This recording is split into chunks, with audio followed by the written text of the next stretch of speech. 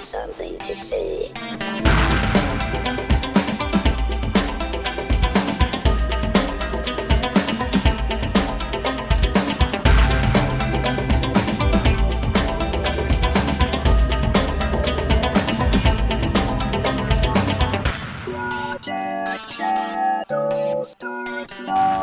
Hello everybody, and welcome to this episode of Project Shadow. My name's Charlie. You might know me better as sci-fi fantasy writer C.E. Dorset, and today I would like to talk about Cicada, Flash, and kind of things that have been going on in the Arrowverse lately.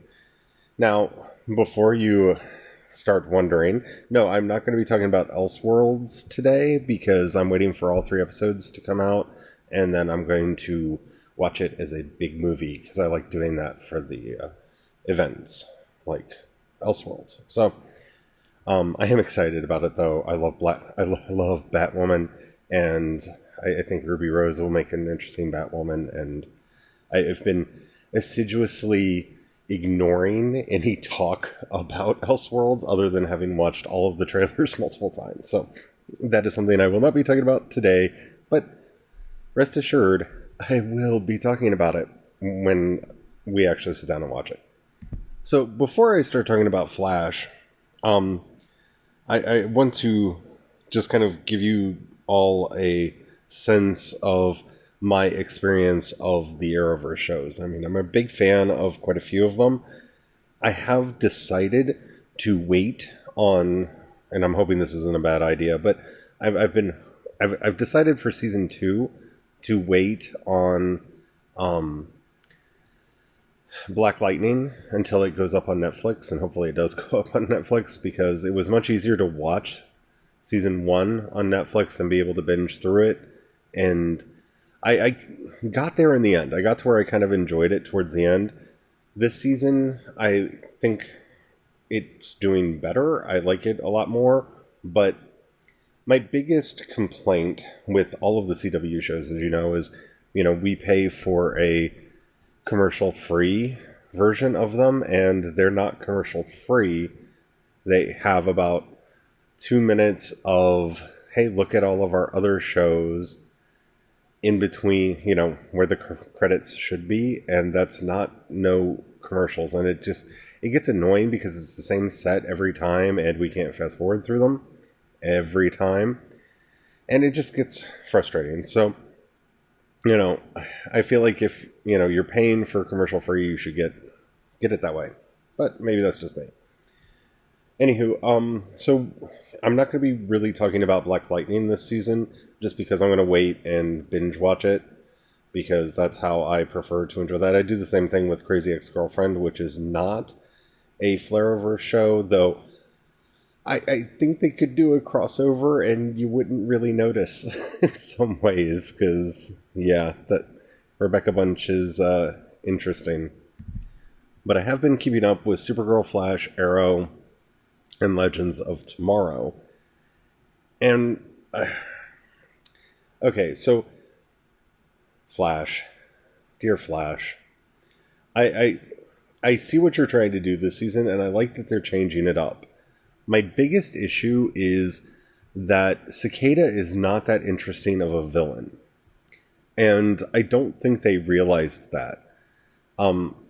If you're not wanting spoilers up into Elseworlds, then I should warn you, I am going to be talking about some things that happened in the show leading up to that would be spoilers. So, bear that in mind.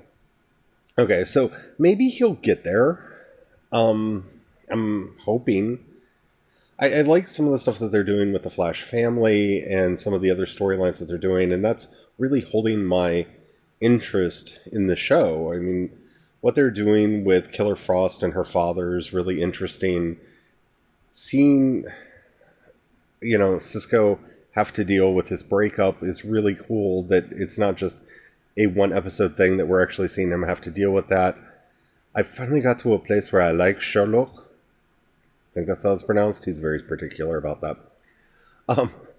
He's not my favorite Wells, but, my favorite Wells is dead. So that's not going to... He's not going to come back.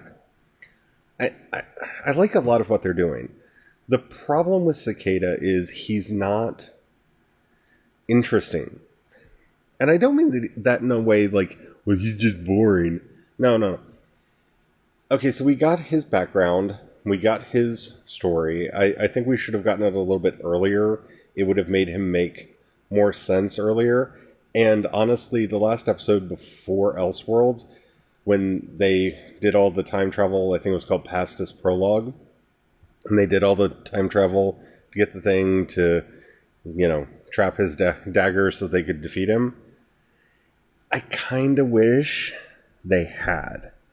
Now, it's possible in the back half of the season there are going to be things that happen that make me really excited and fine with their decision not to, defeat Cicada right then and there. One of the problems that I think that all of the Arrowverse shows are having is that they're wanting to do these really long arcs, and for some characters that worked, and that worked really well. I'm not sure Cicada is a character that would, justify that. At least so far, he hasn't for me. The acting is... I don't want to say anything too bad, but, it really... It's somewhere between Kristen Bale's Batman voice and whatever Tom Hardy was doing as Bane for me. Like, I don't find him menacing. I like that he has the ability to negate their powers, so that does add more threat. I like that it's not another speedster. And maybe there's going to be more to the story that we haven't gotten to yet. They really have been doing a lot to tie up how everything... Having that... Okay, so when they go back to when the particle accelerator blew up, having the nurse there that's helping Grace, who's Cicada's daughter, that was interesting. And showing how so much came out of that one inciting incident, which is something that they have gone back to a couple times, but really, having those flashes of here's how Weather Wizard came into being, and Ronnie, and, right? That was kind of nifty, which made me, of course, wonder if the nurse has powers and we're going to find out that she's somebody special later, and if I was more versed with Flash comics, come on DC Universe, let that be a thing, I might recognize her or know who she is. Because they're going to have to do something to make Cicada a much more interesting villain than he currently is on the show. Luckily, they've come up with a lot of other stories around the Flash family to make it work. But I really don't understand what they're doing with him. He's running around, he's killing metas. Okay, so he's kind of a meta serial killer. We got an entire episode kind of focused on his backstory, and he blames, his brother and sister were killed by a meta, and that's how he ended up with Grace. And then he and Grace finally start hitting it off, and things are going well. And then, the satellite happens, and Grace is put in a coma, and he gets his powers, and... Okay, I can kind of see where his hatred of metas is coming from, and he's kind of being fed by that nurse lady, and yeah, but I don't find him creepy. Like Ragdoll was creepy, and while I don't think he would have made a compelling villain for an entire season, the fact that Cicada keeps getting outshined by some of their minor villains, and that I got super excited when Victor Frost's name was dropped, that doesn't say good things. And I really want Flash to be good. This is one of those things, when you look at all of the shows this season have really kind of stepped out of their comfort zone, especially Arrow. And Arrow has done it in a way that I think works. There had to be consequences. We knew consequences were coming. You couldn't keep saying that he was a good guy and have him preaching this gospel of we don't kill people when we all saw the first season and he did. So having him have to go to prison and all of that, which I know happened in the comics, but I'm just trying to limit, to the show's continuity. It worked, and I like what they're doing with him in prison. I thought, the little side trek down to level 2 to meet Talia, that was kind of nifty. She's one of 2 people that I thought of when they started saying the demon. Of course, every time I hear that phrase, I want to see Etrigan. I really want to see Etrigan. Please, may I have Etrigan on something? It's probably, if he's going to show up anywhere, it's going to be on the animated Constantine show that I haven't checked out yet. I still want Etrigan. But having said that, I like seeing Felicity out of her comfort zone and having to learn to be a fighter instead of just the person in the room looking at the computer screens. And, Mr. Terrific having to deal with his fear of mortality. And, everybody's been put into an awkward situation on Arrow. And, it works for me. Seeing, a vigilante have to be chief of police and dealing with the idea that there are other vigilantes running around, and the weird future vision that we keep getting with William and Roy. I like that. I think that's leading somewhere. Of course, every time I see that, I keep screaming Connor Hawk, because I keep expecting them to do Connor Hawk at some point, and I don't know how or when they're going to do that, but I keep expecting that. Like, whoever the, other Arrow is, I expect it to be Connor Hawk, even though I feel like they've set it up so that it kind of has to be, William from the future or something. Or, I don't know. Or Roy from the future. But that was a good way to kind of set everybody on edge and have them have to do things in a different way. And on Arrow, by giving him a serial killer as his main villain, this would have been a really interesting time to play up the fact that Barry Allen is a, crime scene investigator. He's a CSI.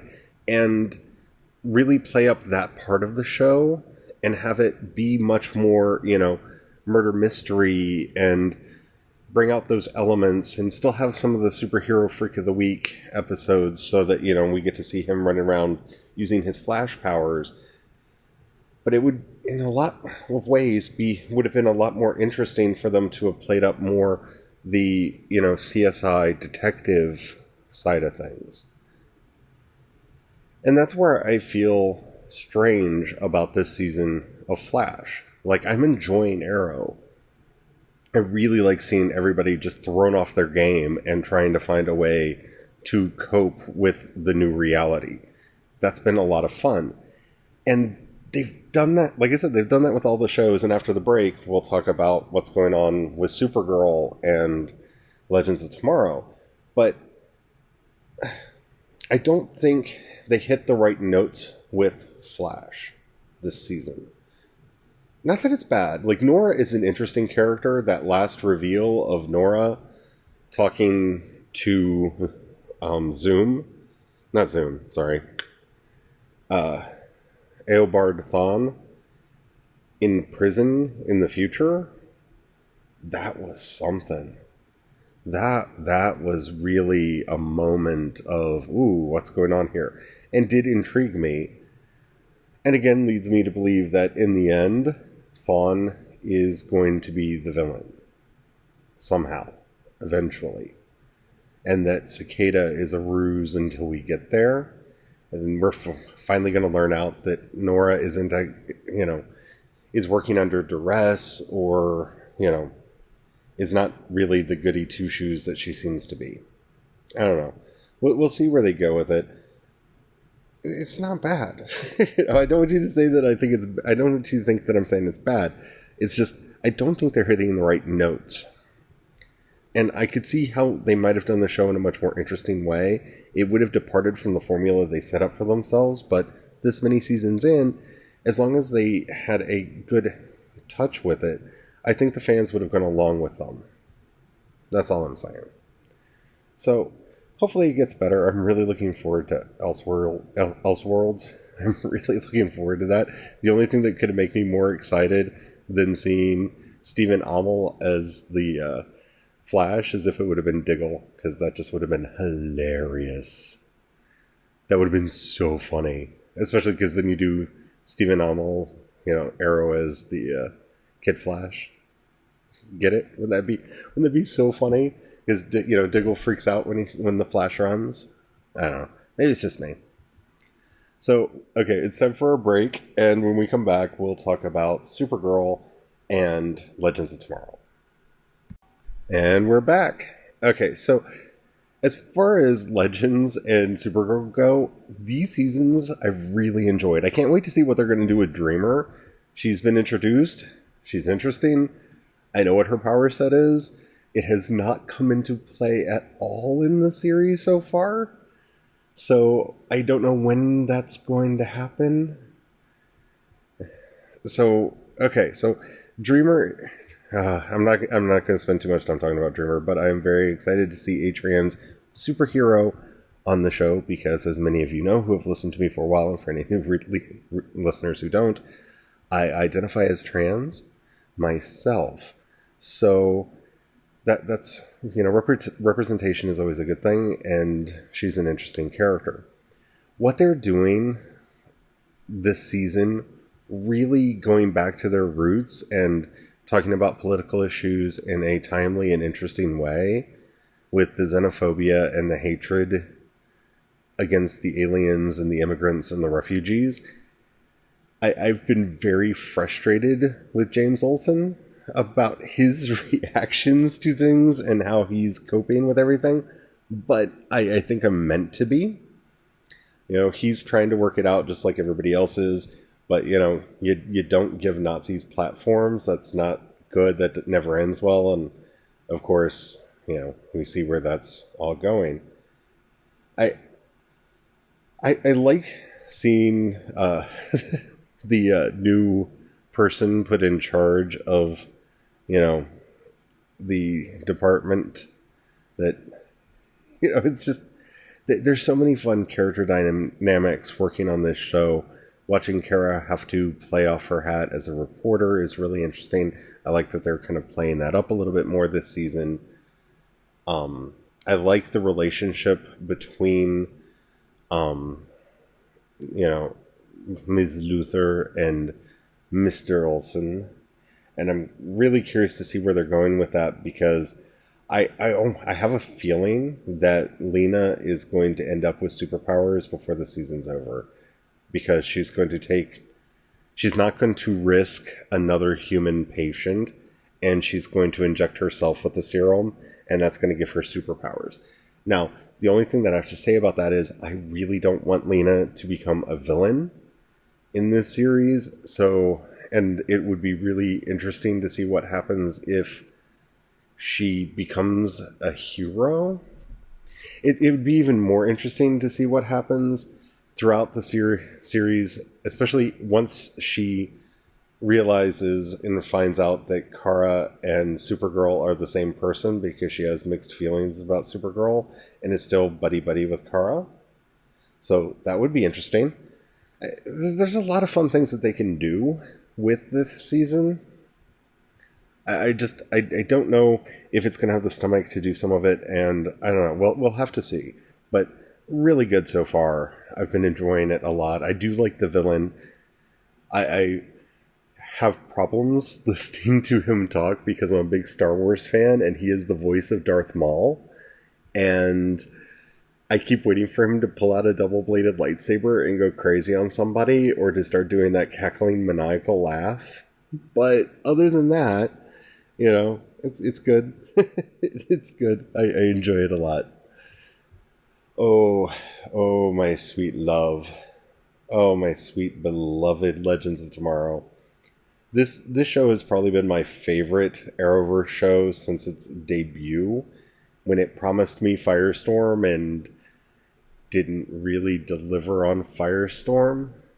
Though, to be honest, I did not expect to see Firestorm in a TV series portrayed the way he is in the comics, because his ability to transmute anything, well, that could be a Deus Ex Machina in too many episodes, and also it would be a lot of it'd be heavy on the effects budget. Having him just throw fireballs around, they were able to do that. This year, though, this year, first of all, Constantine's back, and I'm so excited about that, and I'm so in love with that, because I'm glad that they found a way to fit him into one of the shows as a regular, because, I'm hoping that, I know they're doing the animated Constantine show, and that's probably for budgetary reasons, but I'm hoping that this is, it will be successful, and his time on the Legends of Tomorrow will be successful, and they will realize, oh yeah, we need a Constantine show, and we will get a Constantine show, and the CW will continue on its morphing into being the DC streaming app. But yeah, I'm loving Constantine. I love the fact that the Bebo released. I'm sorry, I'm trying not to crack up too much. That when Bebo defeated Malice, they accidentally released all these magical creatures throughout the timeline. The unicorn, oh my goodness. If you're not a fan of Legends of Tomorrow and you just want to laugh, find the unicorn episode. It's the episode that takes place in the 60s.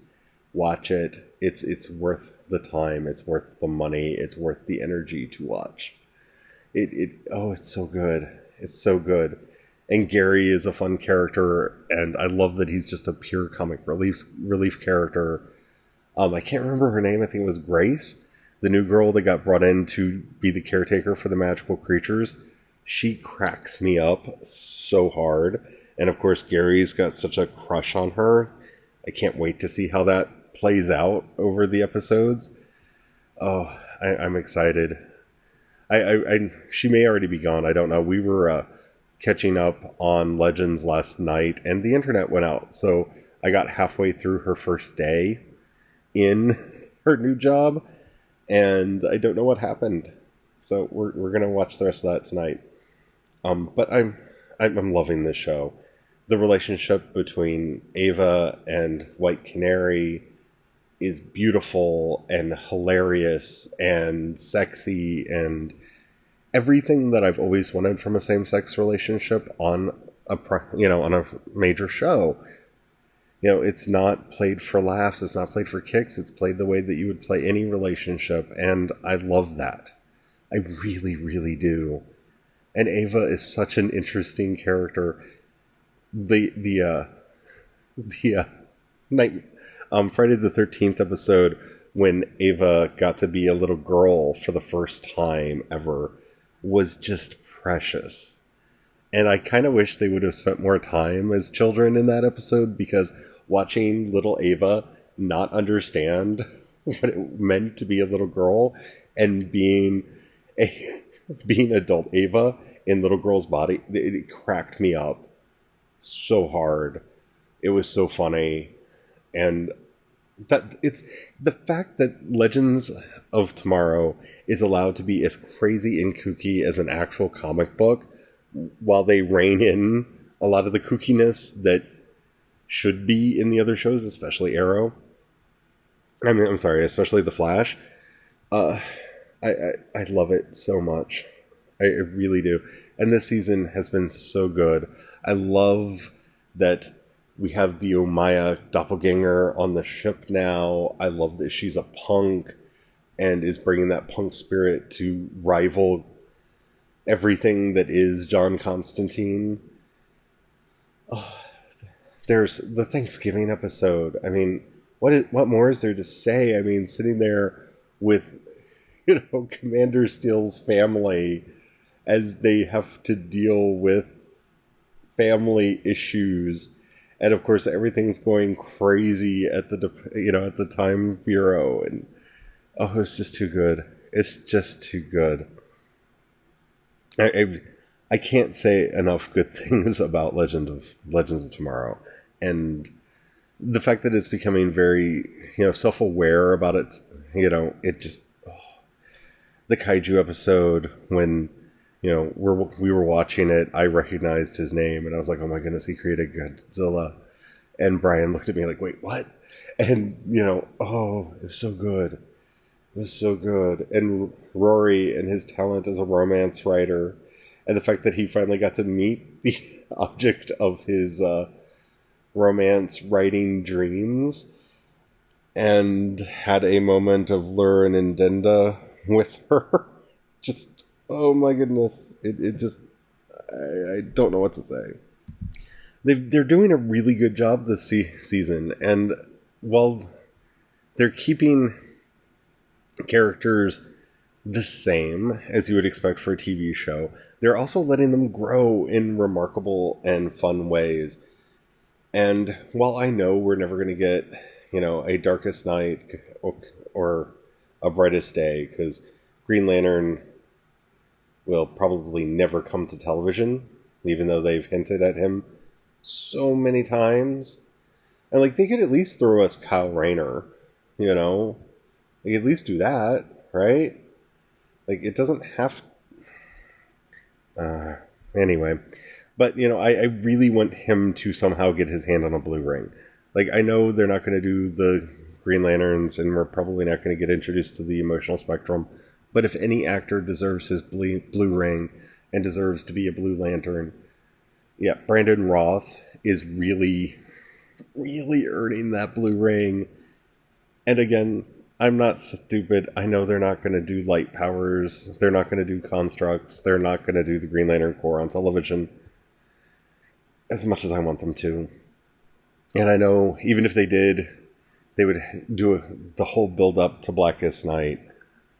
But the Atom with a blue ring, I need to see it. I need to see it. I need to see him literally wield the power of hope. I mean, for goodness sakes, we got to see them use a Bebo to take down a demon. Oh, that was so good. I mean, that was so good. I just need... There are things that I need from my TV shows, and that's one of them. But of course, we'll see how well Elseworlds does, because there is the chance that we will end up getting a Batwoman TV series. I know that's one of the things that is being talked about as a possible series. I'm fine with that. I'm assuming after I watch the episode, I'll still be fine with that, but we'll see after we do that. But y'all know my heart is with the Green Lantern Corps, and it's never gotten its fair shake on television or in the movies. And I really think if Greg Berlanti is the one person that I would trust to do the Green Lantern Corps right. I just would. So we'll see what they do with it.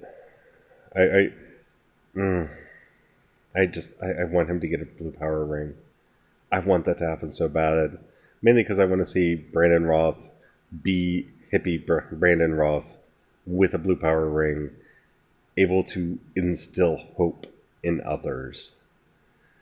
Just, would that be amazing? Wouldn't that be awesome? Just think about that for a minute. Don't you want to see that too?